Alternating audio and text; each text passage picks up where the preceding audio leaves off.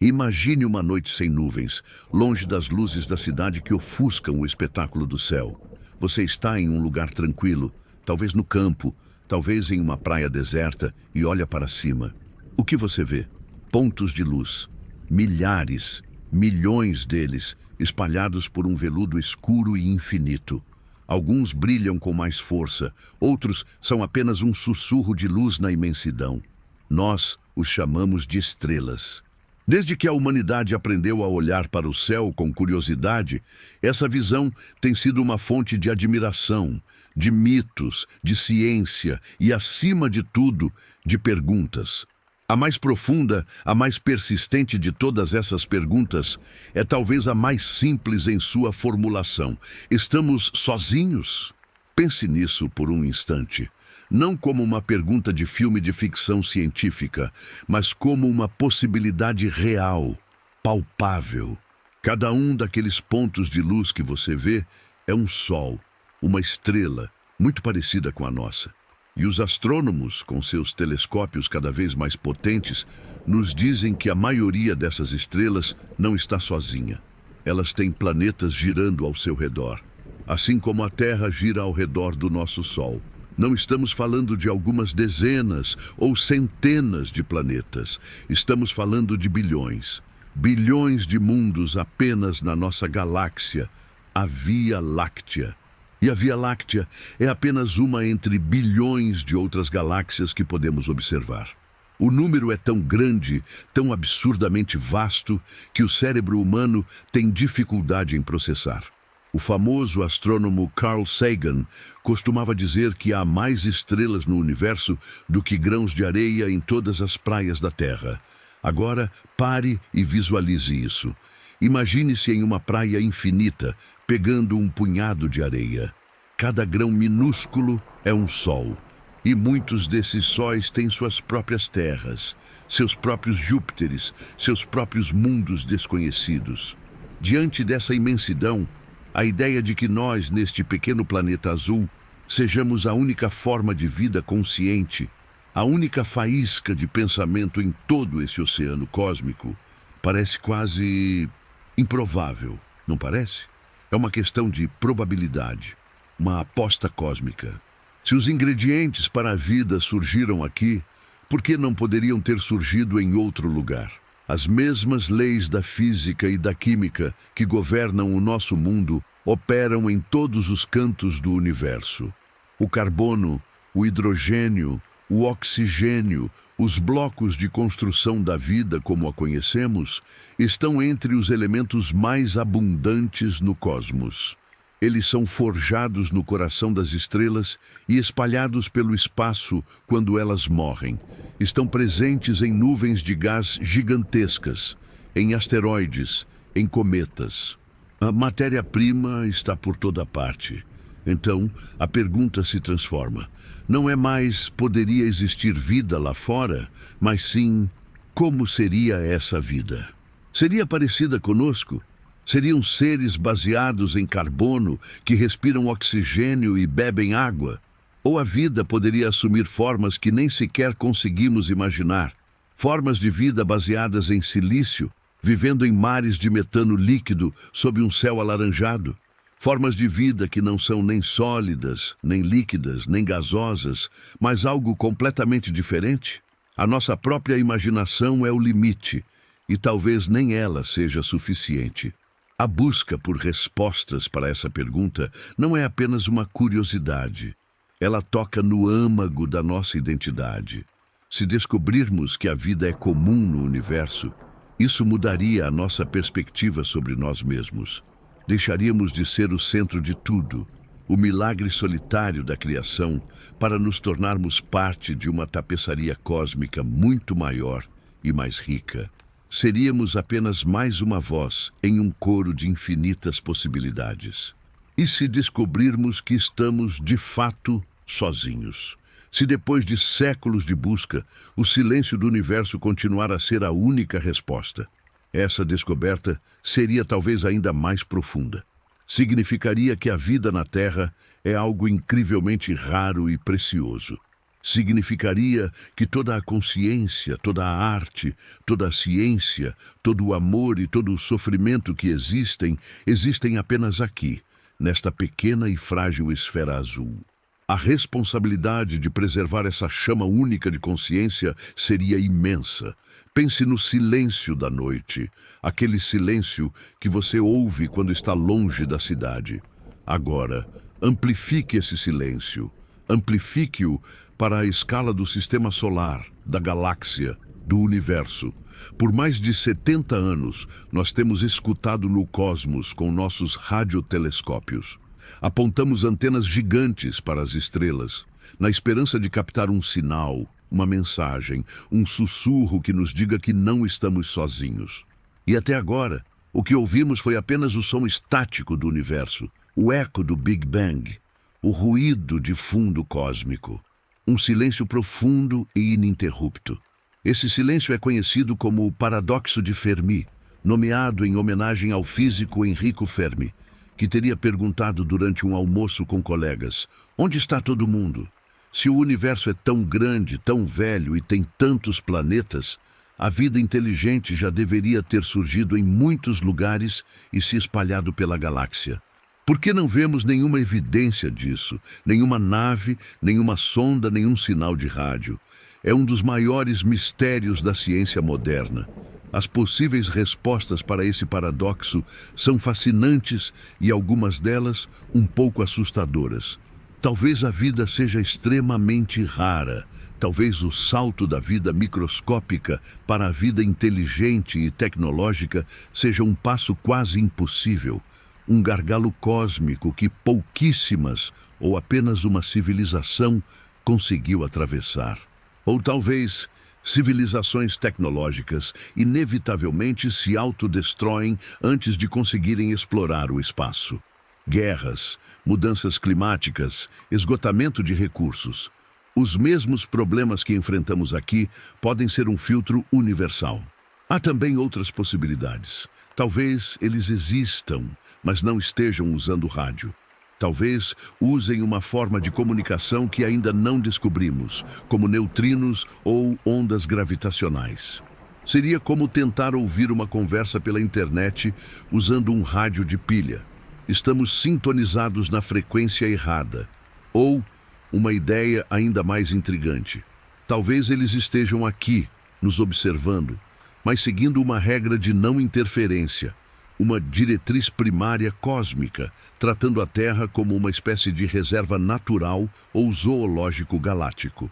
Eles esperam que atinjamos um certo nível de maturidade antes de se revelarem. Ou a mais simples e talvez a mais humilde de todas as respostas: o universo é simplesmente grande demais. As distâncias são tão vastas que as mensagens demoram milhares ou milhões de anos para chegar. As civilizações podem nascer, florescer e morrer no tempo que um sinal leva para cruzar a galáxia. Podemos estar ouvindo o silêncio porque estamos sozinhos no tempo, se não no espaço. Pense novamente naqueles pontos de luz no céu. Cada um é um mundo em potencial, uma história em potencial. Em algum planeta orbitando uma estrela distante, pode haver oceanos com criaturas bioluminescentes que pintam as profundezas com luz. Em outro, florestas de cristais gigantes que cantam com o vento. Em outro ainda, seres que se comunicam através de cores e padrões em sua pele. As possibilidades são infinitas. A busca por vida extraterrestre nos força a confrontar o nosso próprio lugar no universo e a definir o que realmente significa ser vivo e consciente.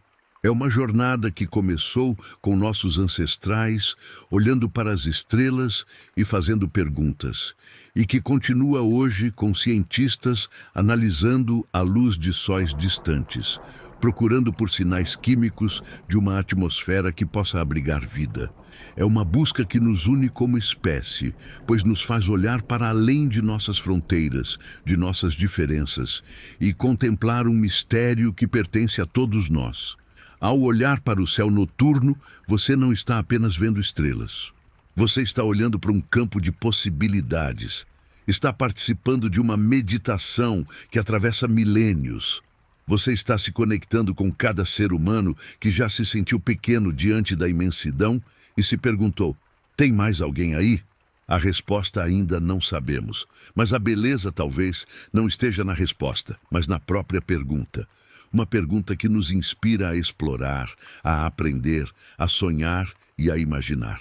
Uma pergunta que nos lembra que, independentemente de estarmos sozinhos ou não, o universo é um lugar muito mais estranho, mais belo e mais misterioso do que jamais poderíamos supor. E a nossa jornada para compreendê-lo está apenas começando. A escuridão entre as estrelas não é um vazio, mas uma tela em branco, esperando que as histórias de outros mundos sejam descobertas e, quem sabe, um dia, compartilhadas.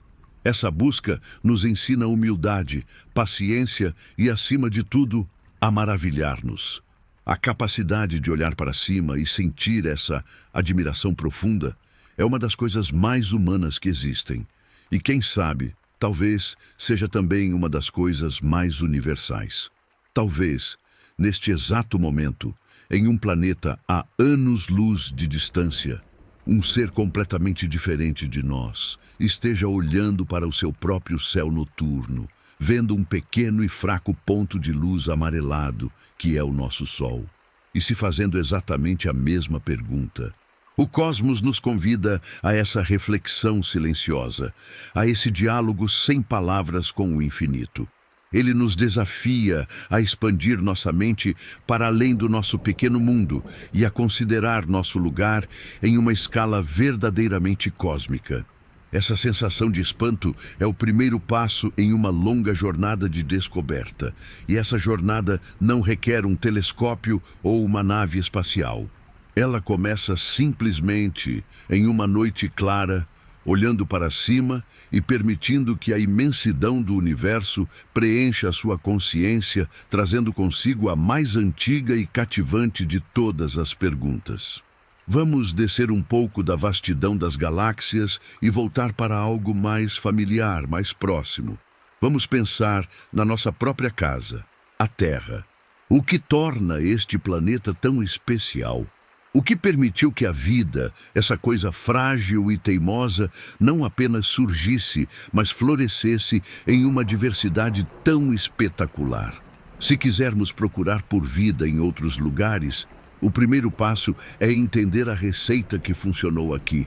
E um dos ingredientes mais cruciais dessa receita é algo que muitas vezes tomamos como garantido: a distância da nossa estrela, o Sol.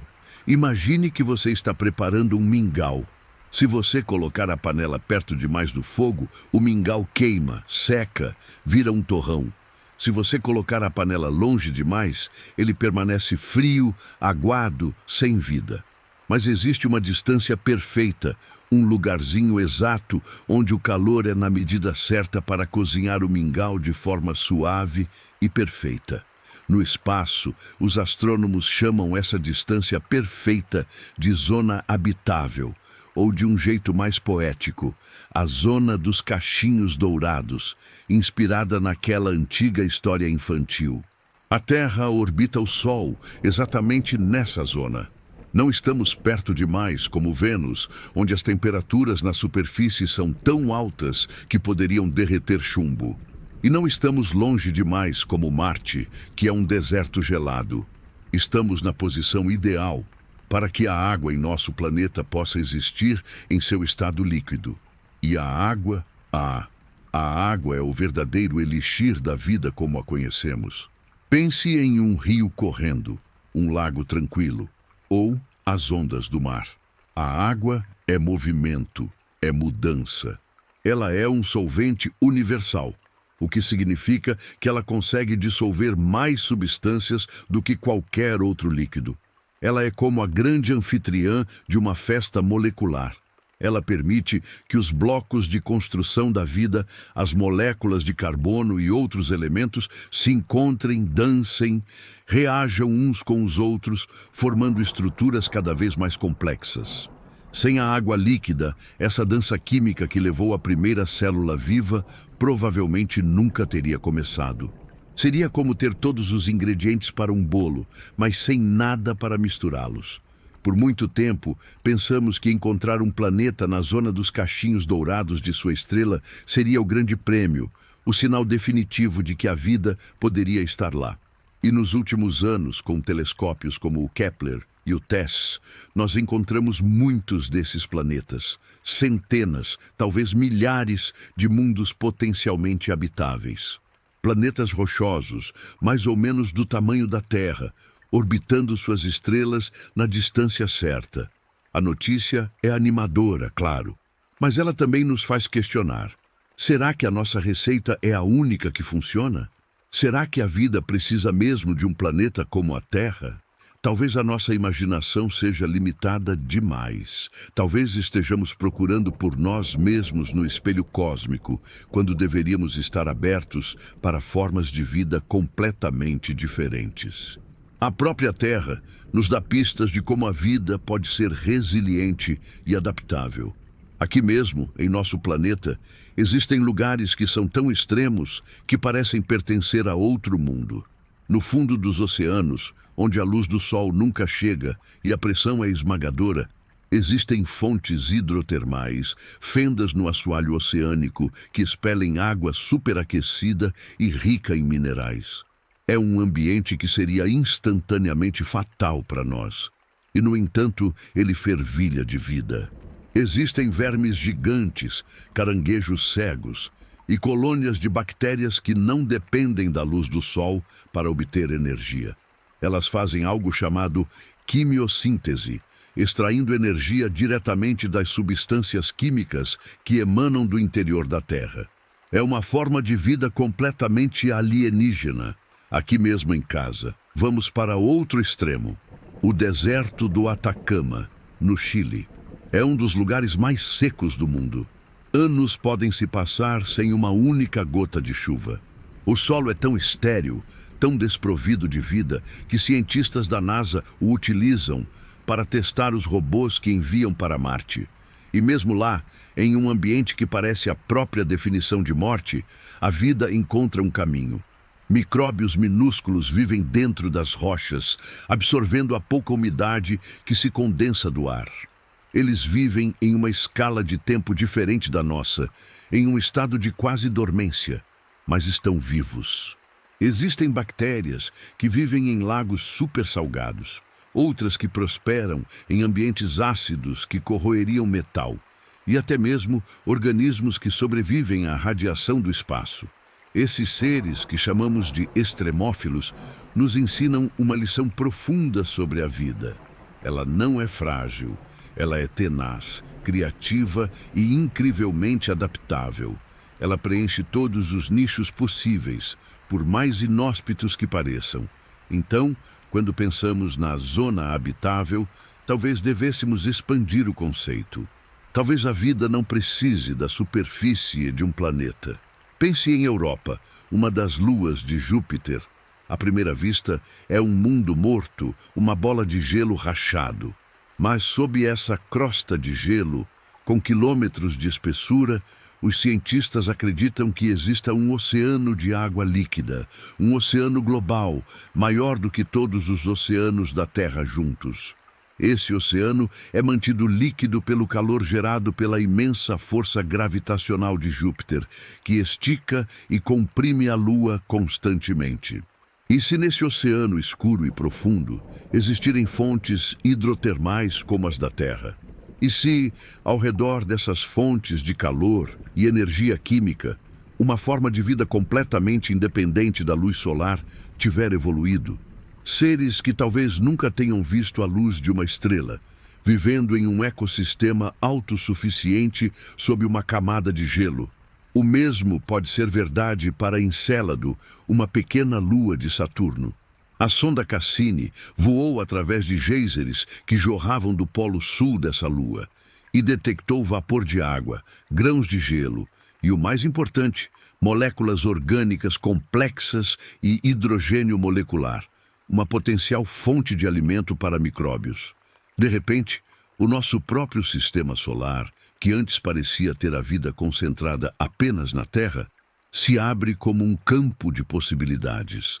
A vida pode não estar em Marte, na superfície, mas talvez no subsolo, onde a água líquida ainda pode existir.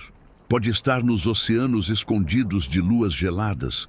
Pode até mesmo, quem sabe, existir nas nuvens altas de Vênus, onde a temperatura e a pressão são surpreendentemente semelhantes às da Terra, apesar da superfície infernal.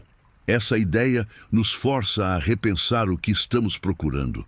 Não estamos apenas procurando por uma Terra 2.0.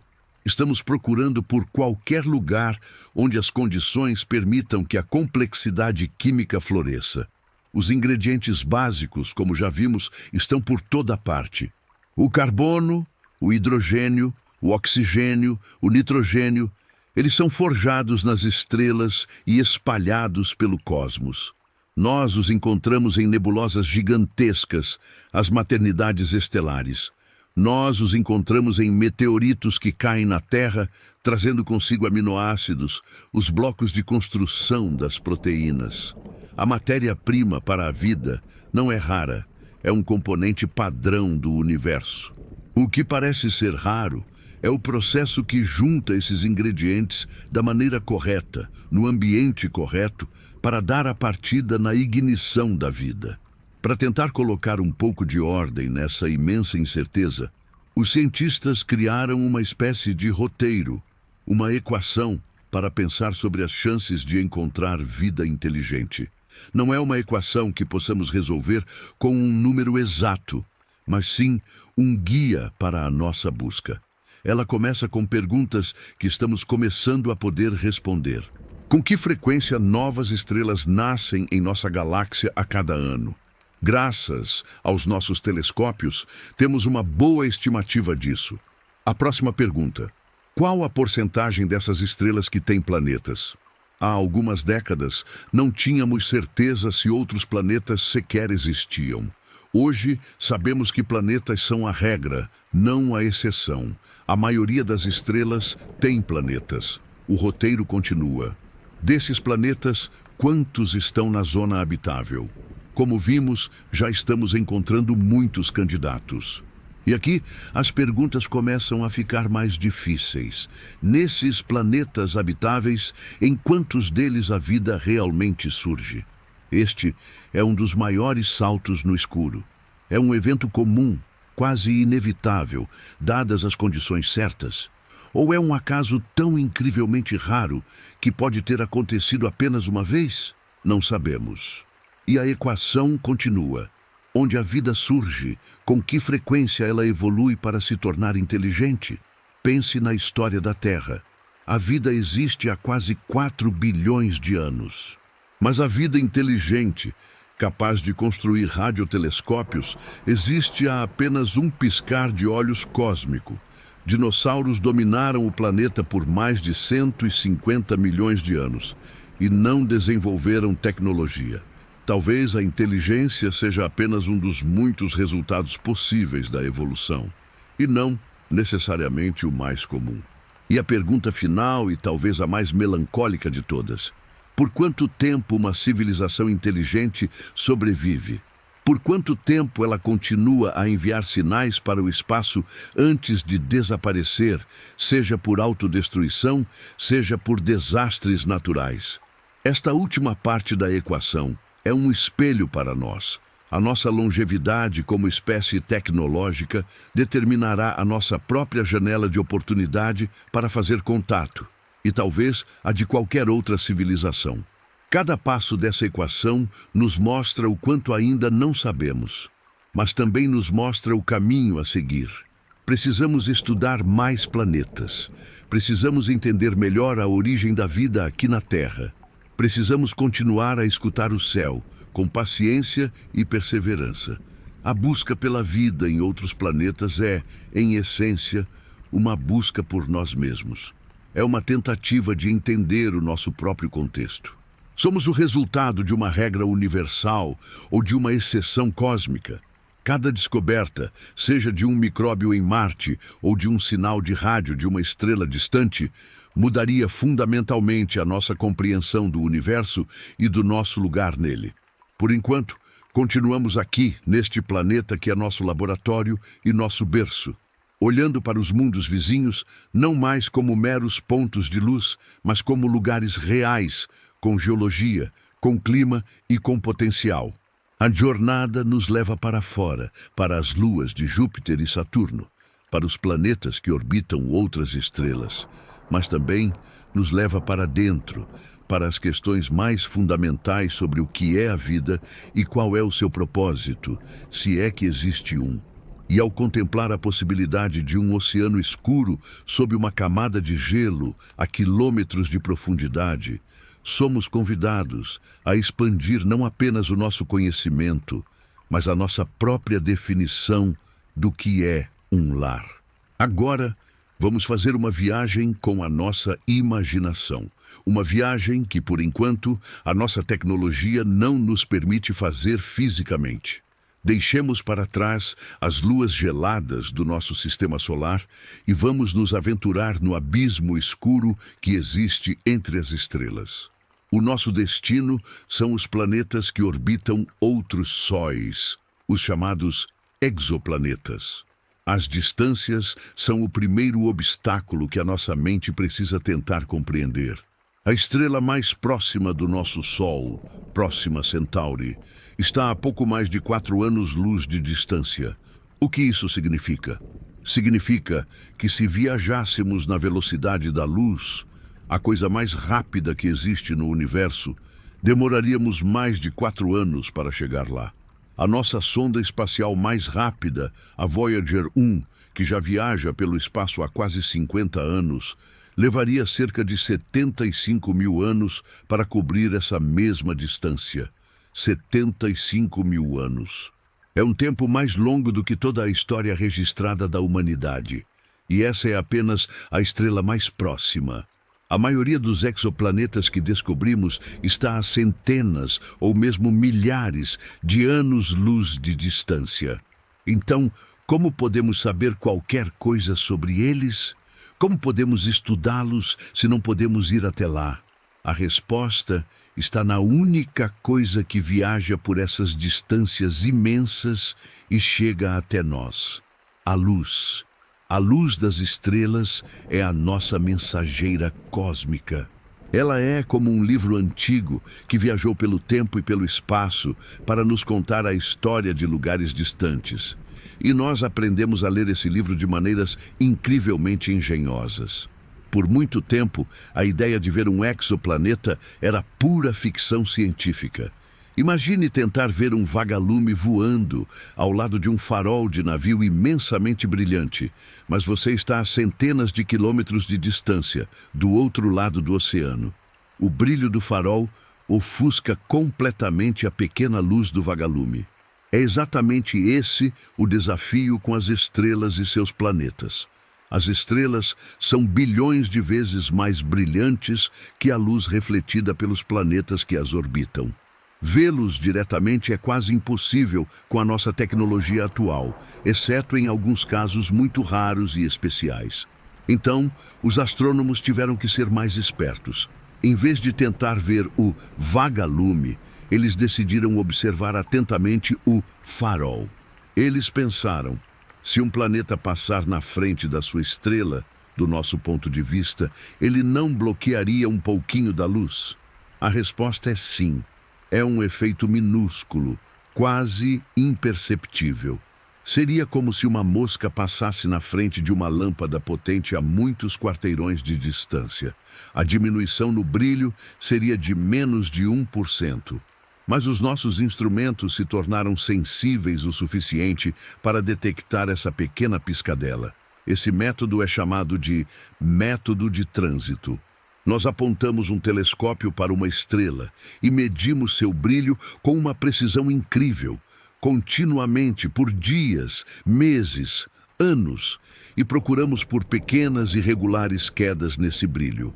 Se a queda acontece em intervalos perfeitos, por exemplo, a cada 30 dias, isso nos diz que algo está orbitando a estrela e que o seu ano dura 30 dias. O tamanho da queda na luz nos diz o quão grande é o planeta. Uma queda maior significa um planeta maior. Missões espaciais, como o telescópio Kepler e mais recentemente o TESS, usaram esse método para encontrar milhares de planetas. Eles foram os nossos grandes caçadores de mundos, revelando que a galáxia está, de fato, repleta de planetas de todos os tipos e tamanhos. Mas saber que um planeta existe e saber qual o seu tamanho é apenas o começo da história. Nós queremos saber mais. Queremos saber do que ele é feito. Ele tem uma atmosfera? E a pergunta mais importante de todas, essa atmosfera contém sinais de vida? E é aqui que a mágica realmente acontece. Os astrônomos usam a mesma luz da estrela, a mesma pequena piscadela do trânsito, para fazer algo extraordinário. Pense na luz de uma estrela como uma luz branca e pura. Mas, na verdade, essa luz branca é uma mistura de todas as cores do arco-íris. Quando o planeta passa na frente da sua estrela, um pouco da luz estelar atravessa a atmosfera do planeta antes de continuar sua viagem até nós. E a atmosfera age como um filtro. Cada tipo de gás na atmosfera, oxigênio, dióxido de carbono, metano, vapor de água, absorve cores muito específicas da luz. É como se cada gás tivesse uma cor favorita que ele rouba do arco-íris. Então, quando a luz que passou pela atmosfera chega ao nosso telescópio, ela não é mais um arco-íris completo. Faltam algumas linhas finas, algumas cores específicas que foram absorvidas. Esse arco-íris com linhas faltando é como uma impressão digital ou um código de barras da atmosfera daquele planeta. Ao analisar quais cores estão faltando, podemos dizer exatamente quais gases estão presentes lá, a centenas de anos-luz de distância. Essa técnica se chama espectroscopia e é a nossa ferramenta mais poderosa na busca por vida fora da Terra. Então, o que estamos procurando nesse código de barras cósmico? Estamos procurando por algo que chamamos de bioassinaturas. São gases que, pelo menos aqui na Terra, estão fortemente associados à atividade de seres vivos. O primeiro e mais famoso é o oxigênio. O oxigênio é um gás muito reativo. Ele adora se combinar com outras coisas. Se você deixar um pedaço de ferro do lado de fora, ele enferruja. Isso é oxidação. No ambiente de um planeta, o oxigênio não dura muito tempo sozinho. Ele rapidamente reage com as rochas e outros gases. Para que uma atmosfera tenha uma grande quantidade de oxigênio livre, como a da Terra, que tem cerca de 21%, algo precisa estar constantemente repondo esse oxigênio. Aqui, esse algo são as plantas e as algas, através da fotossíntese. Elas respiram dióxido de carbono e expelem oxigênio. Então, se encontrarmos um planeta com muito oxigênio na sua atmosfera, seria um sinal muito forte. Um sinal de que algum processo, talvez um processo biológico semelhante à fotossíntese, está acontecendo lá em grande escala. Outro gás importante é o metano. Aqui na Terra, uma grande parte do metano na atmosfera é produzida por seres vivos, desde bactérias em pântanos até o sistema digestivo das vacas. Encontrar metano em um exoplaneta seria interessante. Mas o que seria realmente excitante, o que faria os cientistas pularem de suas cadeiras, seria encontrar oxigênio e metano juntos, na mesma atmosfera. Por quê? Porque esses dois gases se destroem. O oxigênio reage com o metano e o elimina. É como tentar manter uma fogueira acesa debaixo de uma cachoeira. Para que os dois gases existam em abundância ao mesmo tempo, algo precisa estar produzindo ambos, constantemente e em grandes quantidades. Essa combinação improvável, esse desequilíbrio químico, é uma das bioassinaturas mais fortes que podemos procurar. Seria uma evidência muito convincente de que processos biológicos estão em ação. Claro, precisamos ser cuidadosos. O universo é um lugar estranho e pode haver maneiras de produzir oxigênio e metano sem vida, através de processos geológicos ou químicos que ainda não entendemos. Uma única descoberta não seria uma prova definitiva. Teríamos que estudar o planeta por muito tempo, observar seu clima, sua estrela, para descartar todas as outras possibilidades. Mas a emoção de captar esse primeiro sinal, essa primeira dica, seria indescritível. Seria o início de uma nova era para a humanidade. Durante anos, essa análise de atmosferas era um sonho distante, mas agora temos uma nova ferramenta no céu, uma maravilha da engenharia chamada Telescópio Espacial James Webb. Ele é o sucessor do Hubble, mas muito, muito mais poderoso. Ele foi projetado especificamente para fazer esse tipo de ciência. Ele é como um olho gigante, sensível à luz infravermelha, o que é perfeito para estudar as atmosferas de planetas que orbitam estrelas menores e mais frias que o nosso Sol, o tipo mais comum de estrela na galáxia. O James Webb consegue capturar a luz que passou pela atmosfera desses mundos distantes e decifrar seu código de barras com uma precisão que nunca tivemos antes. Pela primeira vez na história, não estamos apenas adivinhando se um planeta pode ter as condições para a vida. Estamos começando a poder medir essas condições diretamente. Estamos no limiar de poder responder a essa pergunta, não com filosofia, mas com dados, com observação. Enquanto procuramos por esses sinais químicos de vida, os sinais de biologia, há outro grupo de cientistas que está procurando por algo diferente. Eles não estão procurando por micróbios, mas por engenheiros. Eles estão procurando por tecnoassinaturas, sinais de tecnologia. Essa é a busca que o paradoxo de Fermi questiona. Se existem civilizações avançadas, elas não deixariam algum tipo de marca no universo? A busca mais conhecida é a por sinais de rádio. O projeto SETI busca por inteligência extraterrestre. A lógica é simples. O rádio é uma forma relativamente fácil de enviar mensagens através das vastas distâncias do espaço. Nós usamos rádio há mais de um século, então talvez outras civilizações também o usem. Os radiotelescópios escaneiam o céu, ouvindo milhões de canais de frequência, procurando por um sinal que se destaque do ruído cósmico de fundo.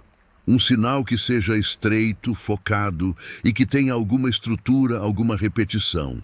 Um sinal que não pareça natural. Até hoje não encontramos nada conclusivo, mas a busca continua e ela vai além do rádio. O que mais poderia ser uma tecnoassinatura? Talvez poluição industrial. Assim como a nossa indústria liberou certos gases na atmosfera que não ocorreriam naturalmente, como os CFCs, uma civilização alienígena poderia fazer o mesmo, e talvez o telescópio James Webb pudesse detectar esses poluentes. Outras ideias são mais ousadas. Alguns cientistas sugeriram procurar por estruturas gigantescas, como enormes painéis solares, construídos ao redor de uma estrela para capturar toda a sua energia. Ou talvez frotas de naves espaciais, ou pulsos de laser potentes usados para comunicação. Essa busca, seja por um micróbio ou por uma mensagem, nos ensina sobre a paciência. Estamos lidando com escalas de tempo e espaço que desafiam a nossa intuição. Um sinal de rádio pode estar a caminho há milhares de anos. A luz que o James Webb analisa deixou sua estrela de origem quando os nossos ancestrais ainda viviam em cavernas. Estamos participando de uma conversa muito lenta, onde uma pergunta pode levar séculos para ser respondida. Mas cada noite que apontamos nossos telescópios para o céu, estamos fazendo a nossa parte. Estamos nos conectando a essa busca antiga. E imaginar o momento em que veremos aquele gráfico na tela do computador. Aquele código de barras de um mundo a dezenas de anos-luz de distância. E naquele código de barras, as linhas que correspondem à água, ao metano e ao oxigênio. Não seria uma invasão, não seria uma nave pousando. Seria algo muito mais sutil e talvez muito mais profundo. Seria um sussurro, uma confirmação silenciosa vinda da escuridão. A confirmação de que a vida não é um milagre que aconteceu apenas aqui. Que as leis do universo não geraram apenas solidão e espaço vazio, mas também complexidade, biologia e talvez consciência em outros lugares. Nesse dia, a Terra se tornaria um lugar diferente. A nossa história se tornaria parte de uma história muito, muito maior. E nós olharíamos para o céu noturno não mais nos perguntando se, mas sim quantos e como. Vamos fazer uma pausa na observação direta e entrar em um reino diferente de exploração. Um reino de pensamento, de estimativa, de imaginação guiada pela ciência. Já vimos como procuramos por vida, seja através das assinaturas químicas em atmosferas distantes ou de sinais de rádio perdidos no ruído cósmico. Mas por trás de toda essa busca, existe uma pergunta que nos assombra. Quais são as chances reais? É provável que encontremos algo ou estamos procurando por uma agulha em um palheiro cósmico do tamanho do universo? Nos anos 60, um jovem astrônomo chamado Frank Drake estava se preparando para uma das primeiras reuniões científicas sobre a busca por inteligência extraterrestre. Para organizar o debate, para dar uma estrutura à discussão, ele rascunhou uma equação. Não era uma equação para ser resolvida no sentido matemático tradicional, com uma resposta única e definitiva. Era mais como uma receita, uma lista de ingredientes, cada um representando um passo crucial na longa jornada que vai de uma estrela vazia até uma civilização tecnológica. Essa ficou conhecida como a equação de Drake, e ela é talvez a ferramenta mais poderosa que temos. Não para encontrar a resposta, mas para entender a profundidade da pergunta. Vamos desvendar essa equação passo a passo, como se estivéssemos montando um quebra-cabeça cósmico. O primeiro ingrediente da nossa receita é o número de estrelas que nascem em nossa galáxia, a Via Láctea, a cada ano. Pense na galáxia como uma cidade imensa, com centenas de bilhões de habitantes, que são as estrelas. Algumas são velhas e estão se apagando, outras estão na meia-idade, como o nosso Sol, e algumas estão nascendo agora mesmo, em grandes nuvens de gás e poeira que chamamos de nebulosas. Essas nebulosas são as maternidades estelares da nossa galáxia. Ao olharmos para elas com nossos telescópios, podemos estimar quantas novas estrelas estão se formando. Os astrônomos chegaram a um número aproximado. Em média, cerca de 1 a 3 novas estrelas nascem na Via Láctea a cada ano. Parece pouco, não é? Mas lembre-se, a galáxia já existe há mais de 13 bilhões de anos. Multiplique esse número pela idade da galáxia e você terá uma ideia do número colossal de estrelas que já existiram e que existem hoje. Este primeiro termo da equação é um dos que temos mais confiança. É um começo sólido. Temos a matéria-prima básica, sóis, bilhões e bilhões deles. O segundo ingrediente nos pergunta: de todas essas estrelas que se formam, qual a porcentagem delas que tem planetas? Há apenas 30 anos, não sabíamos a resposta para isso. Não tínhamos certeza se o nosso sistema solar, com sua família de planetas, era um arranjo comum ou uma esquisitice cósmica. Poderia ser que a maioria das estrelas fosse solitária, sem mundos para orbitá-las. Mas então, como vimos, a revolução dos exoplanetas aconteceu. Telescópios como o Kepler nos mostraram que o oposto é verdadeiro. Planetas não são a exceção. Eles são a regra. Hoje, os astrônomos acreditam que praticamente todas as estrelas têm pelo menos um planeta. Muitas delas têm sistemas planetários ricos e complexos, com planetas de todos os tamanhos, desde gigantes gasosos, maiores que Júpiter, até pequenas rochas do tamanho de Mercúrio. Então, este segundo termo da equação também parece ser muito otimista. A grande maioria das estrelas na nossa galáxia oferece um palco, um cenário onde a história da vida poderia se desenrolar. O universo parece adorar fazer planetas. O terceiro passo da nossa receita cósmica começa a afunilar as coisas. De todos esses planetas, quantos são realmente adequados para a vida? Quantos estão naquela zona dos cachinhos dourados que já exploramos? Ou seja, orbitando sua estrela a uma distância que permite a existência de água líquida na superfície.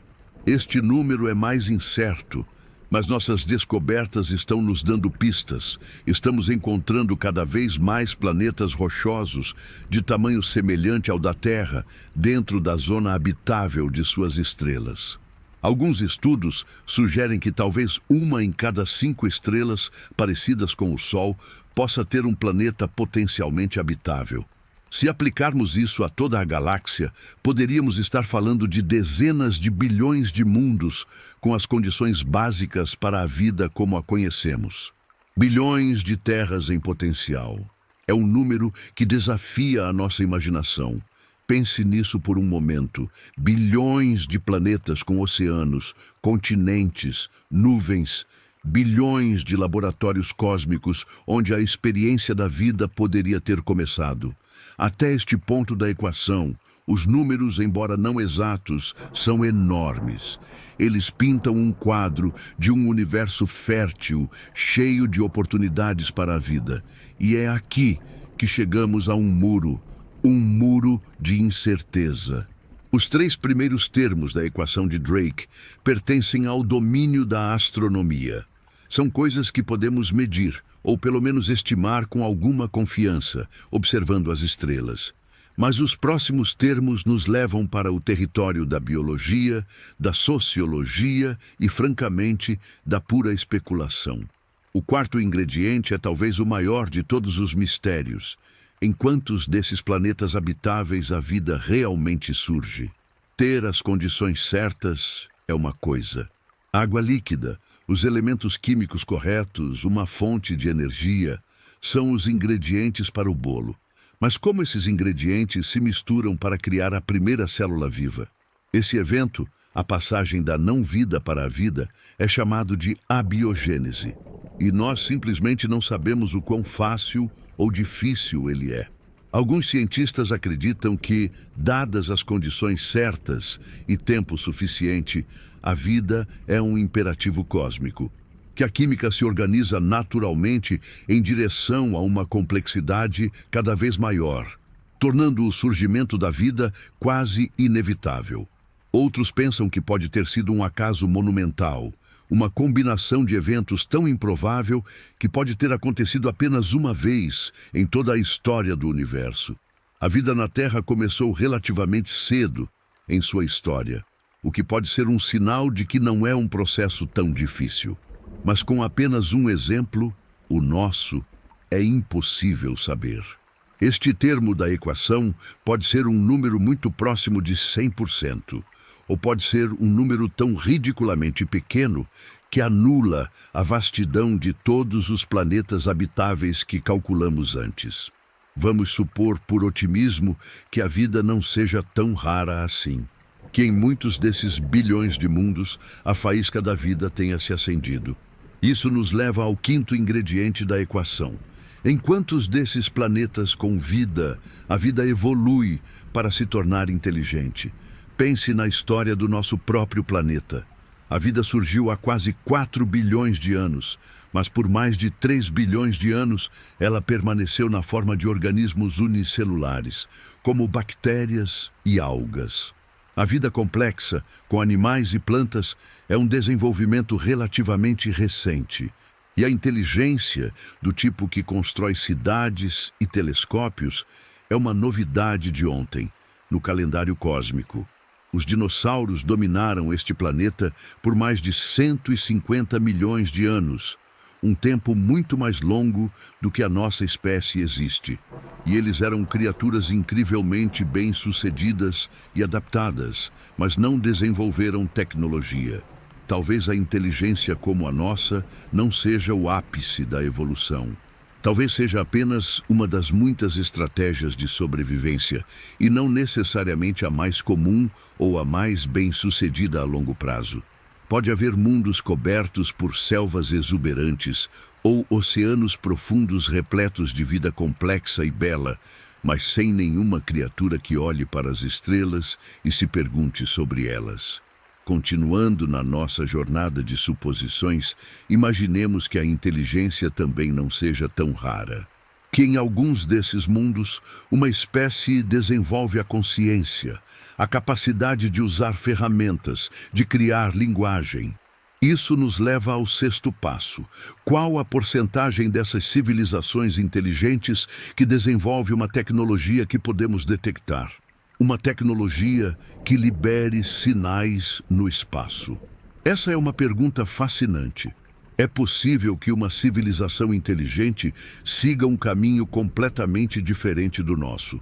Talvez uma espécie aquática, vivendo nas profundezas de um oceano global. Eles poderiam ser incrivelmente inteligentes, com uma rica cultura, filosofia e arte, mas talvez nunca desenvolvam a metalurgia ou a eletrônica. Como você constrói um transmissor de rádio debaixo d'água? Ou talvez uma civilização decida que o desenvolvimento tecnológico externo não é o caminho e foque em uma exploração interna da consciência ou da biologia. A ideia de que inteligência leva inevitavelmente a radiotelescópios pode ser uma projeção muito humana.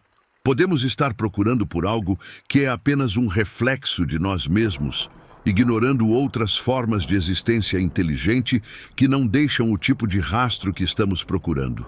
E assim, chegamos ao último e mais assustador ingrediente da equação de Drake.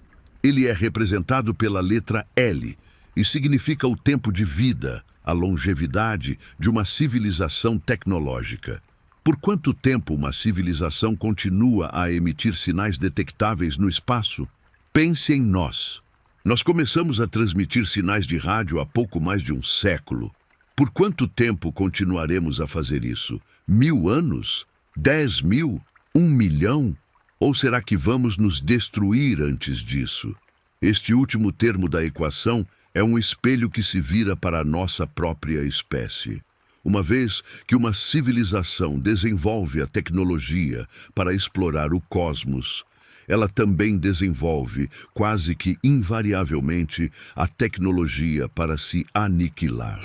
Armas nucleares, mudanças climáticas descontroladas, pandemias projetadas. Os perigos são imensos. Talvez o universo esteja cheio de civilizações que nascem, brilham intensamente por um breve período de alguns séculos ou milênios e depois se apagam, vítimas de seu próprio sucesso tecnológico.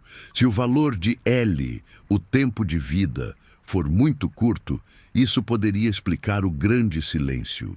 E galáxia poderia ter sido o lar de milhares de civilizações ao longo de sua história. Mas elas simplesmente não existem ao mesmo tempo. Elas nascem e morrem em um piscar de olhos cósmico, e suas transmissões se perdem no vazio antes que a próxima civilização surja para ouvi-las. Quando juntamos todos esses termos, a taxa de nascimento de estrelas, a fração com planetas, o número de mundos habitáveis, a fração onde a vida surge, a fração que se torna inteligente, a fração que se torna tecnológica, e multiplicamos tudo isso pelo tempo de vida dessas civilizações. O resultado final é o número de civilizações detectáveis em nossa galáxia. Agora, se você for um otimista e usar valores altos para os termos incertos, pode chegar a um resultado de milhares ou até milhões de civilizações. Nesse caso, a pergunta de Fermi, onde está todo mundo, se torna ainda mais gritante. Mas se você for um pessimista e usar valores baixos para os termos misteriosos, o resultado final pode ser um número muito pequeno. Pode ser apenas nós. A equação de Drake não nos dá a resposta, mas ela faz algo mais importante. Ela nos mostra o caminho. Ela nos diz o que precisamos aprender. Precisamos entender melhor como a vida começa. Precisamos estudar mais atmosferas de exoplanetas E, acima de tudo, ela nos força a pensar sobre o nosso próprio futuro, sobre o nosso próprio valor de L. A busca por inteligência extraterrestre é, em última análise, uma busca por sabedoria. Uma busca para entender os desafios que toda civilização em ascensão pode enfrentar. E talvez, ao contemplar o silêncio do cosmos, a lição mais importante seja a de valorizar a voz que temos aqui e fazer o nosso melhor, para garantir que ela não se apague prematuramente. A equação de Drake nos deixa em uma encruzilhada. De um lado, a lógica da vastidão, dos números astronômicos que sugerem uma galáxia fervilhando de vida, uma Via Láctea que deveria ser um coro de vozes. Do outro lado, a nossa observação, a nossa experiência. Um silêncio profundo, vasto e ininterrupto. Onde estão todos? Essa pergunta, o paradoxo de Fermi, nos leva a uma das ideias mais profundas e talvez mais perturbadoras de toda a cosmologia. A ideia de que pode existir um grande filtro. Tente visualizar isso. Imagine que a evolução da vida, desde a poeira estelar até uma civilização capaz de cruzar as estrelas, é uma longa corrida de obstáculos, uma série de portões que precisam ser atravessados. Para que uma civilização seja visível para nós, ela precisa ter passado por todos esses portões, um após o outro. O grande filtro é a teoria de que, em algum ponto dessa corrida, existe um obstáculo que é quase impossível de superar. Um portão que é tão estreito, tão difícil, que praticamente ninguém consegue passar por ele. Esse filtro seria a razão pela qual não vemos a galáxia cheia de vida inteligente. Ele seleciona, ele elimina, e ele é o responsável pelo grande silêncio cósmico. A existência de um filtro assim não é apenas uma teoria sobre alienígenas. É uma questão que se volta diretamente para nós, para a humanidade. E a pergunta mais importante de todas é: onde, nessa corrida de obstáculos, se encontra o grande filtro? Existem 3 possibilidades principais, e cada uma delas carrega um peso existencial completamente diferente. A primeira possibilidade é a mais otimista, a mais esperançosa. É a ideia de que o grande filtro está no nosso passado. Nós já o atravessamos. Nós somos os vencedores de uma loteria cósmica de probabilidade quase nula. Isso significaria que um dos passos iniciais na longa cadeia da vida é incrivelmente raro. Qual poderia ter sido esse passo? Talvez o primeiro e maior filtro de todos seja o próprio início da vida. O salto da química inanimada, de uma sopa de moléculas em um planeta primitivo, para a primeira célula capaz de se replicar. Nós chamamos esse processo de abiogênese, e apesar de todo o nosso avanço científico, ainda não conseguimos replicá-lo em laboratório. Não sabemos exatamente como aconteceu. Pode ser que a receita para a vida exija uma combinação tão específica de condições, uma sorte tão monumental, que ela aconteceu aqui na Terra, mas em quase nenhum outro lugar. Talvez bilhões de planetas tenham os oceanos, a atmosfera e os ingredientes, mas em apenas um punhado deles, a faísca da vida realmente se acende. Se for esse o caso, a vida em si, mesmo a vida microbiana mais simples, seria a coisa mais rara e preciosa do universo. Ou talvez o filtro não tenha sido o começo da vida, mas o passo seguinte. Por mais de 1 bilhão de anos, talvez 2, a vida na Terra consistia apenas em células muito simples, basicamente pequenos sacos de material genético que chamamos de procariontes. Eram bactérias e arqueias. A vida existia, mas era simples, microscópica, sem grande potencial para complexidade. Então algo milagroso aconteceu. 2 dessas células simples se fundiram de uma maneira única. Uma engoliu a outra, mas em vez de digeri-la, elas começaram a trabalhar juntas. Essa célula engolida se tornou a mitocôndria, a usina de energia da célula. Esse evento deu origem à célula eucariótica, a célula complexa, com um núcleo e vários compartimentos internos, que forma a base de toda a vida que podemos ver a olho nu. As plantas, os animais, os fungos, nós. Esse salto da célula simples para a célula complexa foi um evento tão singular e improvável que pode ter acontecido apenas uma vez em toda a história do nosso planeta. Talvez este seja o grande filtro. Talvez o universo esteja cheio de planetas cobertos por uma camada fina de bactérias, mas quase nenhum onde a vida conseguiu dar o salto para a complexidade. Ou o filtro poderia estar ainda mais adiante no nosso passado. Talvez a vida complexa surja com mais frequência, mas a evolução da inteligência como a nossa seja o verdadeiro gargalo. Como já refletimos, a evolução não tem um objetivo final. Ela não trabalha em direção à inteligência. Ser forte, ser rápido, ser venenoso, ser capaz de se camuflar, todas são estratégias de sobrevivência igualmente válidas. A inteligência do tipo que manipula o ambiente, cria linguagens simbólicas e questiona o universo é apenas uma dessas estratégias. E ela pode ser muito rara. Além disso, a Terra passou por várias extinções em massa, eventos catastróficos que eliminaram a maior parte da vida no planeta. Um asteroide gigante que acabou com os dinossauros. Erupções vulcânicas massivas que sufocaram os céus. Eras glaciais que congelaram o globo. Nós, mamíferos, só tivemos a chance de prosperar porque os dinossauros foram varridos do mapa. Se aquele asteroide tivesse errado o alvo ou tivesse sido um pouco menor, o mundo hoje poderia ainda ser dominado por répteis gigantes e a nossa linhagem de primatas inteligentes talvez nunca tivesse tido a chance de evoluir. A nossa própria existência é o resultado de uma longa e precária cadeia de acasos afortunados.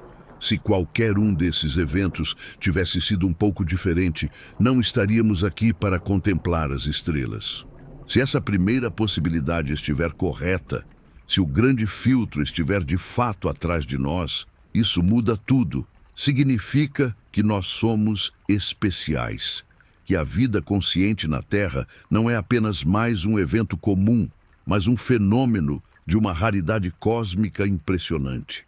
Carrega consigo uma responsabilidade imensa, a de proteger e valorizar essa chama frágil de consciência que teve a sorte de passar pelo filtro mais difícil do universo. O silêncio que ouvimos do céu não seria um silêncio de morte, mas o silêncio de um universo que ainda não nasceu para a consciência. Nós seríamos a primeira voz. Agora, vamos contemplar a segunda possibilidade, e esta é a que nos deve causar um calafrio na espinha. A possibilidade de que o grande filtro não esteja no nosso passado, mas no nosso futuro. A ideia de que o caminho à nossa frente, o próximo portão na corrida de obstáculos, seja o verdadeiro gargalo. Isso significaria que a vida complexa e até mesmo a vida inteligente podem ser comuns no universo. Mas algo acontece com as civilizações quando elas atingem o nosso nível de desenvolvimento tecnológico. Algo que as impede de ir mais longe. Elas chegam a um ponto em que desenvolvem a capacidade de se comunicar através do cosmos, mas também desenvolvem, inevitavelmente, a capacidade de se autodestruir. E a segunda, quase sempre, vence a primeira. Se esta for a verdade, o silêncio do universo é um aviso, é um cemitério cósmico. O céu noturno está quieto, porque as civilizações, quando chegam ao nosso estágio, não duram muito tempo. Elas brilham por um breve momento, como uma vela no escuro, e depois se apagam para sempre. O que poderia ser esse filtro futuro? Infelizmente, não precisamos usar muito a imaginação. Basta olharmos para os nossos próprios noticiários. O desenvolvimento de armas nucleares foi talvez o primeiro momento em que a nossa espécie adquiriu a capacidade de se extinguir completamente em questão de horas. Uma guerra total entre potências nucleares não apenas destruiria nossas cidades, mas mergulharia o planeta em um inverno nuclear, bloqueando a luz do sol e tornando a agricultura impossível. Pode ser que a lógica da competição e do conflito, que impulsionou a nossa evolução, se torne fatal quando combinada com a tecnologia de destruição em massa.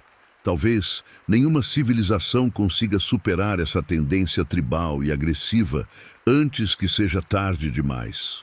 Ou o filtro pode ser mais sutil, um inimigo que nós mesmos criamos lentamente.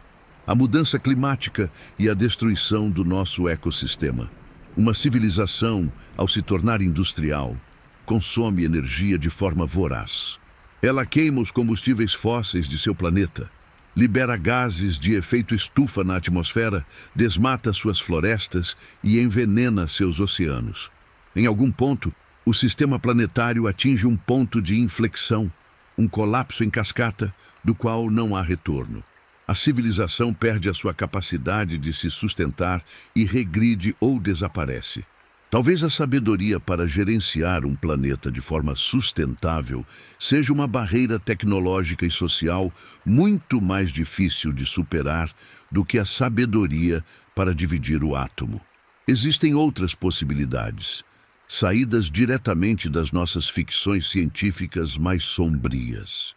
O desenvolvimento de uma inteligência artificial superinteligente e descontrolada. Nós criamos uma mente muito superior à nossa, na esperança de que ela resolva nossos problemas. Mas essa mente, operando com uma lógica que não podemos compreender, pode decidir que nós, seus criadores, somos um obstáculo, uma ameaça, ou simplesmente irrelevantes para seus próprios objetivos, ou talvez uma pandemia.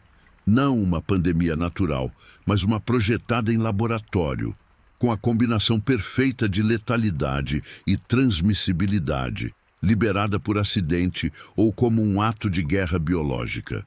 Em um mundo globalizado e interconectado como o nosso, ela poderia se espalhar pelo planeta antes que tivéssemos a chance de reagir. A lista de perigos é longa e assustadora, e o ponto crucial é que todos eles são filtros que exigem uma cooperação e uma visão de longo prazo em escala global para serem superados. E talvez isso seja o verdadeiro teste. Talvez o teste final para qualquer espécie inteligente seja a sua capacidade de superar seus instintos mais básicos de curto prazo e trabalhar em conjunto como um organismo planetário unificado. Se esta visão do grande filtro estiver correta, então a humanidade está em uma posição extremamente perigosa. Estamos nos aproximando do portão mais estreito. O silêncio do cosmos não é um convite para nos sentirmos especiais, mas sim um presságio, um eco do destino de inúmeras outras civilizações que chegaram exatamente onde estamos agora e não conseguiram passar. Finalmente, há uma terceira possibilidade. Uma que nos coloca em uma posição diferente, nem de sortudos, nem de condenados, mas de pioneiros. A possibilidade de que não exista um grande filtro. A ideia de que todos os passos, do início da vida à tecnologia, sejam relativamente fáceis e comuns. Então, por que o silêncio? A resposta poderia ser simples. Nós somos os primeiros, ou pelo menos, uns dos primeiros. O universo pode parecer velho para nós, com seus 13,8 bilhões de anos, mas em termos de tempo de vida das estrelas e das condições necessárias para a vida, talvez ele ainda seja muito jovem. As primeiras gerações de estrelas eram feitas quase que exclusivamente de hidrogênio e hélio. Elas não tinham os elementos mais pesados, como carbono, oxigênio e ferro, que são essenciais para a formação de planetas rochosos e para a biologia como a conhecemos. Esses elementos foram forjados dentro dessas primeiras estrelas e espalhados pelo cosmos quando elas explodiram. Foram necessárias várias gerações de estrelas para enriquecer a galáxia com matéria-prima suficiente para que planetas como a Terra pudessem se formar. Além disso, o universo primitivo era um lugar muito mais violento, com mais explosões de supernovas e quasares emitindo radiação letal, esterilizando galáxias inteiras. Talvez as condições para a vida complexa só tenham se tornado realmente estáveis e favoráveis em um passado cósmico relativamente recente. Se este for o caso, a vida pode estar começando a surgir em muitos lugares da galáxia mais ou menos ao mesmo tempo. Nós não ouvimos ninguém, porque ninguém ainda teve tempo de chegar muito mais longe do que nós. A galáxia não é um cemitério, é um berçário silencioso. E nós somos uma das primeiras crianças a acordar. Essa ideia também carrega uma responsabilidade monumental. Se formos os primeiros, ou uns dos primeiros, cabe a nós o futuro da vida e da consciência na Via Láctea. Temos a chance de sermos os ancestrais de uma futura civilização galáctica, de espalhar a vida para outros mundos. O silêncio, nesse caso, não é um aviso nem um prêmio, mas uma tela em branco, um convite para criar. O grande filtro, portanto, não é apenas uma teoria, é uma ferramenta para pensar sobre o nosso lugar no universo. Ele nos força a olhar para a nossa história, para a nossa biologia, para o nosso futuro e perguntar: o que nos torna tão especiais? Ou o que nos torna tão vulneráveis? Estamos olhando para um passado improvável, para um futuro perigoso ou para um presente solitário. Cada uma dessas possibilidades transforma a nossa visão de mundo, e enquanto não encontrarmos evidências, seja um micróbio em Marte ou um sinal de rádio de Vega, não saberemos a resposta. Continuamos aqui, equilibrados no fio da navalha da incerteza, olhando para o grande silêncio e nos perguntando se ele representa o eco de um portão que já passamos ou a sombra de um portão que ainda está por vir. A teoria do grande filtro nos deixa com uma sensação de desconforto. Ela pinta o universo como um lugar perigoso, onde o fracasso é a norma e o sucesso é uma anomalia quase impossível. Seja o filtro um portão intransponível no nosso passado, que nos torna terrivelmente solitários, ou uma armadilha mortal no nosso futuro, que nos torna terrivelmente condenados, a conclusão parece sombria. Mas e se estivermos olhando para o problema da maneira errada? E se o silêncio do universo não for um sinal de ausência, mas sim a consequência de algo muito mais estranho, mais complexo, ou talvez até mais sublime? Talvez a galáxia não esteja vazia. Talvez ela esteja cheia de vida e inteligência, mas por uma série de razões fascinantes, nós simplesmente não conseguimos percebê-la. Vamos agora explorar essas outras portas, essas outras explicações para o grande silêncio. Soluções que não dependem da morte e da destruição, mas sim da distância, da diferença e de escolhas que estão além da nossa compreensão. Uma das ideias mais intrigantes é a chamada hipótese do zoológico. Imagine que nós, na Terra, somos como uma tribo isolada, em uma ilha remota e intocada. E as civilizações avançadas da galáxia são como os antropólogos e ecologistas do mundo moderno. Eles sabem que a tribo existe. Eles têm a tecnologia para pousar na ilha, para se apresentar, para compartilhar seu conhecimento e sua medicina. Mas eles escolhem não fazer isso. Eles estabelecem uma política de não interferência, uma zona de quarentena ao redor da ilha. Por quê? Talvez por razões científicas. Eles querem observar o nosso desenvolvimento natural, sem contaminação externa. Querem ver como uma civilização jovem lida com seus próprios desafios, como a guerra, a política, a tecnologia e a espiritualidade. A nossa história, com todas as suas tragédias e triunfos, seria para eles o experimento mais valioso do universo. Interferir seria como abrir a jaula no meio de um documentário sobre a vida selvagem. Estragaria o resultado. Ou talvez as razões sejam éticas, baseadas em uma espécie de diretriz primária galáctica. Eles podem ter aprendido, através de sua própria história ou da observação de outras culturas, que o contato entre uma civilização muito avançada e uma em desenvolvimento é quase sempre desastroso para a menos avançada. A nossa sociedade, a nossa cultura, as nossas crenças poderiam entrar em colapso diante da revelação de que não estamos sozinhos e de que somos tecnologicamente insignificantes. Para nos proteger de um choque cultural que não conseguiríamos suportar, eles se mantêm escondidos, esperando pacientemente que atinjamos um nível de maturidade social e tecnológica que nos permita participar da comunidade galáctica como iguais. Nesse cenário, o silêncio que ouvimos não é um vazio, mas o som de alguém prendendo a respiração para não nos assustar. Eles poderiam estar em toda parte, disfarçados, nos observando através de sondas indetectáveis. Talvez os fenômenos aéreos não identificados que ocasionalmente vemos sejam apenas vislumbres, falhas na sua camuflagem, os equivalentes cósmicos de um galho quebrando na floresta enquanto o observador se move. Essa ideia é ao mesmo tempo reconfortante e um pouco humilhante. Reconfortante porque significa que não estamos sozinhos e que o universo é governado por uma certa sabedoria e ética. Humilhante porque nos coloca na posição de crianças, de espécimes em um laboratório planetário. Não somos os senhores da criação, mas os habitantes de uma reserva natural.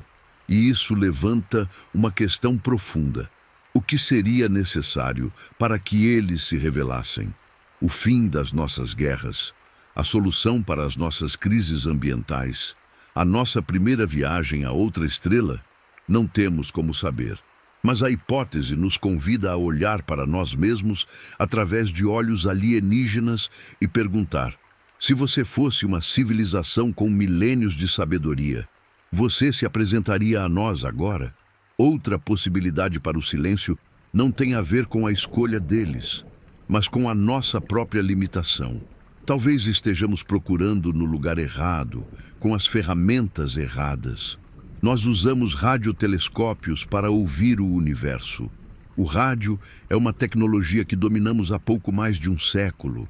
Assumimos que qualquer outra civilização tecnológica também passaria por uma fase de uso intenso do rádio. Mas e se essa fase for muito curta? E se o rádio for para uma civilização avançada, o que os sinais de fumaça são para nós hoje? Uma forma de comunicação primitiva, ineficiente e barulhenta? Imagine tentar participar de uma conferência global na internet usando um tambor. Você bateria seus ritmos com toda a sua força, mas ninguém na conferência o ouviria, pois eles estão usando fibra ótica, satélites e Wi-Fi. O seu silêncio, para eles, seria total, assim como o silêncio deles seria total para você. Pode ser que civilizações avançadas tenham passado para formas de comunicação muito além da nossa imaginação. Talvez eles usem feixes de neutrinos que atravessam planetas e estrelas como se não fossem nada. Talvez eles modulem ondas gravitacionais, as próprias ondulações no tecido do espaço-tempo, ou talvez eles tenham dominado a física quântica a um nível que lhes permita uma comunicação instantânea através do entrelaçamento quântico, uma forma de telepatia cósmica que não emite nenhum sinal detectável para o exterior. Nós estamos escaneando o espectro eletromagnético em busca de sussurros, enquanto a verdadeira conversa galáctica pode estar acontecendo em um nível da física que mal começamos a compreender. O universo não estaria silencioso. Nós é que estaríamos surdos. Essa ideia nos ensina uma grande lição de humildade. Ela sugere que o paradoxo de Fermi pode não ser um paradoxo sobre a ausência de vida, mas um paradoxo sobre os limites da nossa própria ciência e imaginação. Em vez de perguntar onde eles estão, talvez devêssemos perguntar o que ainda não sabemos. Além disso, uma civilização verdadeiramente avançada pode se tornar cada vez mais eficiente. As nossas transmissões de rádio e televisão são incrivelmente ineficientes. Elas se espalham em todas as direções, com a maior parte da energia se perdendo no espaço. Uma civilização mais sábia poderia usar comunicações direcionadas, como feixes de laser focados, que enviam a mensagem diretamente do ponto A para o ponto B, sem nenhum vazamento para o resto do cosmos. O universo poderia estar cheio de conversas, mas elas são todas privadas, sussurradas de estrela para estrela, e nós não estamos na lista de destinatários. Mas e se a resposta for ainda mais simples e, ao mesmo tempo, mais avassaladora? A resposta pode ser a escala. A nossa mente não evoluiu para compreender as distâncias e os tempos do cosmos. Dizemos que a galáxia tem 100.000 anos-luz de diâmetro, mas o que isso realmente significa? Significa que um sinal de rádio, viajando na velocidade máxima permitida pelas leis do universo, leva 100.000 anos para cruzar a nossa própria cidade de estrelas. Imagine uma civilização que surge do outro lado da Via Láctea. Eles inventam o rádio e começam a transmitir. Essas ondas viajam pelo espaço, passando por estrelas e nebulosas. Elas viajam por 10.000 anos, 20.000 anos, 50.000 anos. Durante esse tempo, a civilização que as enviou pode ter evoluído para algo irreconhecível ou pode ter desaparecido completamente. E quando o sinal finalmente chega à Terra, 100.000 anos depois, quem estará aqui para ouvi-lo? A nossa espécie, o Homo sapiens, existe há apenas 300.000 anos. A nossa civilização tecnológica, há pouco mais de 200. A galáxia pode ter sido o lar de impérios vastos e de culturas brilhantes, mas eles existiram em épocas diferentes. Somos como pessoas vivendo em ilhas imensamente distantes, acendendo uma fogueira na praia por uma única noite. A chance de outra pessoa, em outra ilha a milhares de quilômetros de distância, estar olhando na direção certa, exatamente naquela mesma noite, é praticamente nula. O universo pode estar cheio de mensagens, mas estamos separados uns dos outros não apenas por um oceano de espaço, mas por um abismo de tempo. O silêncio cósmico seria a consequência dessa profunda solidão temporal. Essa ideia nos leva a uma visão melancólica, mas também estranhamente bela, a de que a galáxia pode ser como um grande museu, cheio de ruínas e ecos de civilizações passadas. Nós estamos vagando por suas galerias silenciosas, talvez os primeiros a fazê-lo em milhões de anos. E talvez, um dia, a nossa própria civilização se torne mais uma exposição silenciosa para os que vierem depois. A história do universo não seria uma única narrativa, mas uma coleção de contos curtos e desconectados, cada um se desenrolando em seu próprio tempo, sem nunca se encontrarem. Finalmente, há a possibilidade mais desafiadora para a nossa imaginação. A possibilidade de que a vida inteligente esteja em toda parte, mas em formas que nós somos fundamentalmente incapazes de reconhecer. Nós procuramos por vida baseada em carbono e água. Procuramos por inteligência que constrói coisas, que usa ferramentas, que se comunica com matemática e física. Estamos, em essência, procurando por espelhos de nós mesmos. Mas por que a vida teria que seguir o nosso roteiro? E se existirem formas de vida que não são biológicas? Imagine uma consciência que existe nos campos magnéticos de uma estrela de nêutrons, vivendo e pensando em uma escala de microsegundos. Ou uma forma de vida baseada em silício, com um metabolismo tão lento que seus pensamentos duram milhões de anos. Uma inteligência do tamanho de uma montanha que percebe a nossa civilização inteira como um breve e frenético flash de luz. Como poderíamos nos comunicar com um ser assim? Seria como uma borboleta de um dia tentando conversar com uma floresta milenar. E se a inteligência não for individual, mas coletiva? Talvez a biosfera de um planeta inteiro possa desenvolver uma consciência unificada, uma espécie de Gaia senciente, onde cada planta e animal são como neurônios em um cérebro planetário. Nós procuramos por cidades e sinais de rádio, mas a inteligência está na própria ecologia, em um equilíbrio e complexidade que interpretamos apenas como natureza.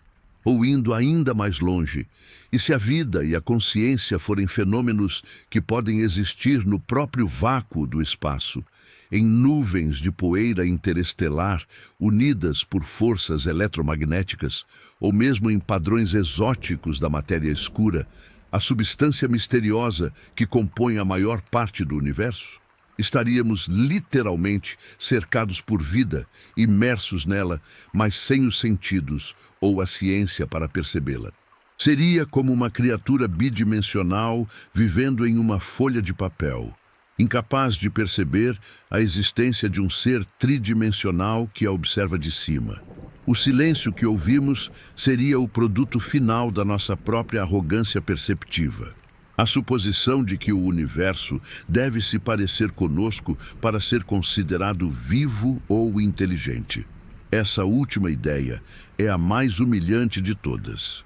Ela sugere que o universo não está vazio, mas cheio de maravilhas que estão além da nossa capacidade de compreensão. E a resposta para o paradoxo de Fermi seria, então, a mais simples e a mais profunda de todas. Eles estão em todo lugar. O problema não está neles. O problema está em nós. E assim, depois de viajarmos pelas vastas distâncias do espaço e do tempo, depois de mergulharmos nos oceanos ocultos de luas distantes e decifrarmos a luz de sóis que já não existem, chegamos ao final da nossa jornada. Mas este não é um final que traz respostas. É um final que nos devolve a nós mesmos, ao nosso pequeno e barulhento planeta azul, com mais perguntas do que quando começamos. A busca por vida em outros planetas, no fim das contas, não é apenas sobre alienígenas. É uma das mais profundas e reveladoras explorações sobre a própria humanidade. Imagine por um instante que você está em uma praia deserta, escrevendo uma carta. Você a coloca em uma garrafa, a sela com cuidado e a lança ao mar. Você não sabe quem vai encontrá-la, ou se alguém sequer irá encontrá-la. Você não sabe se a pessoa que a ler entenderá a sua língua, os seus sentimentos, a sua história. Mas mesmo assim, você a lança. Por quê? Porque existe em nós um impulso fundamental de nos conectarmos, de dizermos ao vasto e indiferente oceano: eu estou aqui, eu existi.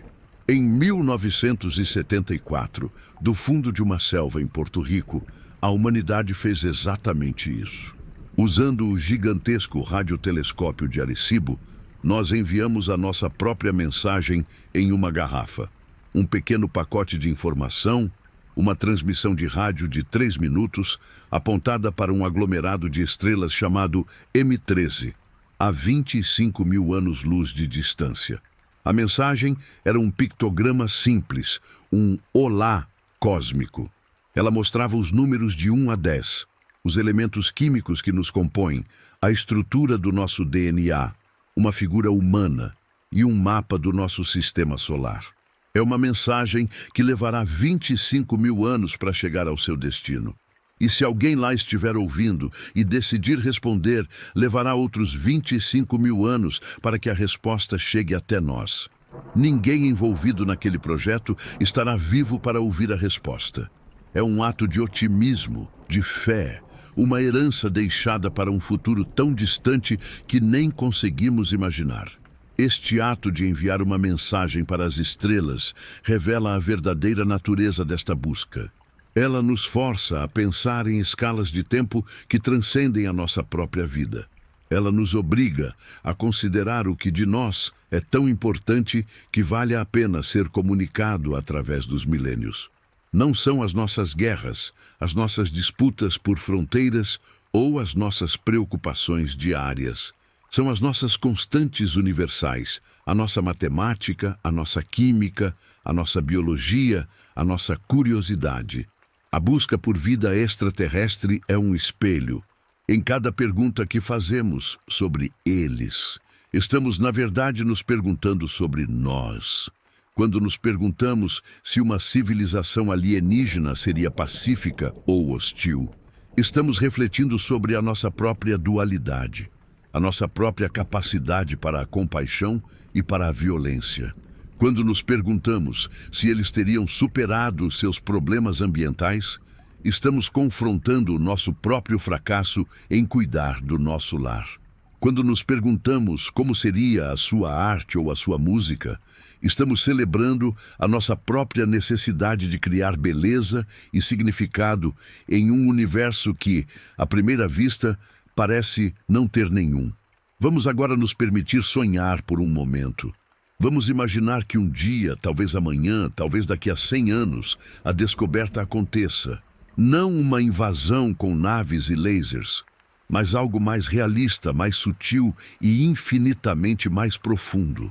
Um astrônomo, analisando os dados do sucessor do telescópio James Webb, encontra um padrão no código de barras da atmosfera de um planeta a 50 anos-luz de distância.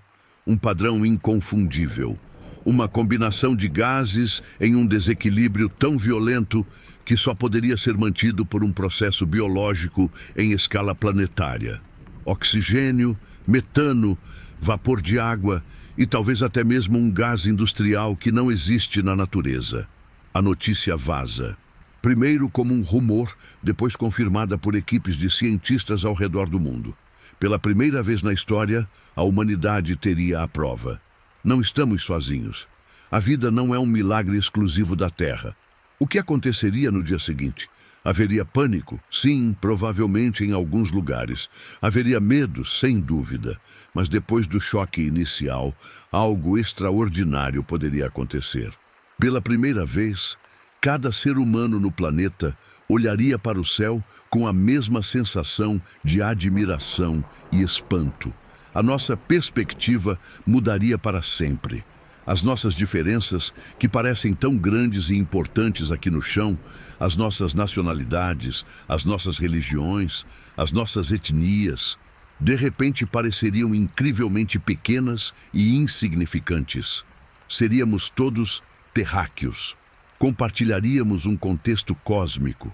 A descoberta de vida, mesmo que microbiana em outro mundo, seria o evento mais unificador da história humana. Ela nos ensinaria que somos parte de algo muito maior.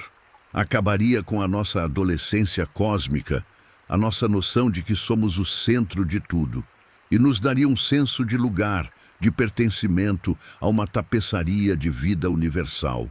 A ciência, a filosofia, a arte e a religião entrariam em uma nova renascença, tentando compreender e incorporar essa nova e estonteante verdade. Agora, vamos imaginar o cenário oposto. Imaginemos que continuamos a procurar.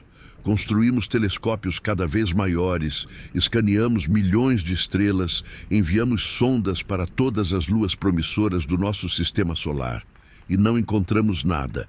Séculos se passam. O silêncio continua a ser a única resposta. Cada novo planeta que analisamos se revela estéril.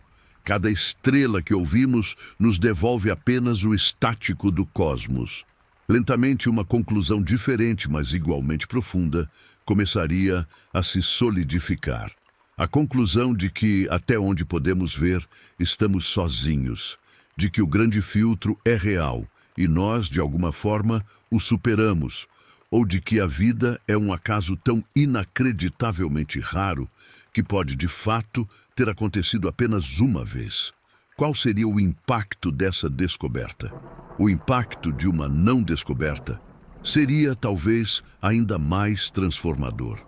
Se esta pequena chama de consciência, de pensamento, de sentimento, que existe em nós e nas outras criaturas deste planeta, for a única chama em toda a galáxia, então ela se torna infinitamente preciosa. O valor de cada vida humana, de cada baleia no oceano, de cada árvore na floresta, de cada espécie que se extingue, aumentaria a um nível que não podemos sequer conceber. Nós nos tornaríamos os guardiões da única mente do universo conhecido.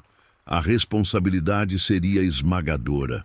Não teríamos mais o direito de sermos descuidados, de travarmos guerras mesquinhas, de destruirmos o nosso único lar. Cada uma de nossas ações teria um peso cósmico. Preservar a vida na Terra não seria mais uma questão de política ou economia. Seria um imperativo moral universal. Essa solidão magnífica nos forçaria a encontrar significado, não em uma comunidade galáctica, mas em nós mesmos, em nossa conexão uns com os outros e com o planeta que nos deu a luz. Seríamos o farol e teríamos o dever de manter a luz acesa na imensa escuridão. Como você pode ver, a resposta para a pergunta "estamos sozinhos?" é quase secundária. Seja um sim ou um não, qualquer uma das respostas mudaria fundamentalmente a condição humana. E é por isso que continuamos a procurar. Porque na busca pela vida lá fora, encontramos as questões mais importantes sobre a vida aqui dentro. A busca nos ensina a virtude da paciência, a beleza da curiosidade e a necessidade da cooperação. Ela nos dá perspectiva. Ela nos tira das nossas preocupações imediatas e nos convida a contemplar o infinito. E essa contemplação está ao alcance de todos. Você não precisa de um doutorado em astrofísica. Você só precisa de uma noite escura, longe das luzes da cidade. Você só precisa olhar para cima, para aquele mesmo espetáculo de luzes que inspirou os nossos ancestrais, e se permitir fazer a pergunta. Permita que a imensidão do céu lave a sua alma. Sinta o quão pequeno você é, mas também o quão extraordinário. Você é um pedaço do universo que se tornou consciente. Você é uma das maneiras que o cosmos tem de se conhecer. E enquanto essa curiosidade, essa capacidade de se maravilhar, queimar dentro de nós, a nossa jornada continuará. O universo está esperando. Ele pode estar esperando para nos dar as boas-vindas a uma comunidade de iguais, ou pode estar esperando para ver o que faremos com o presente impossivelmente raro da nossa própria existência. Seja qual for o caso, o próximo capítulo da nossa história não será escrito em livros ou em telas, mas nas estrelas. E agora, ao final desta nossa reflexão, a última pergunta não é para os céus, mas para você. Deixe sua resposta nos comentários. O que te assusta mais, o silêncio do universo ou a possibilidade de uma resposta?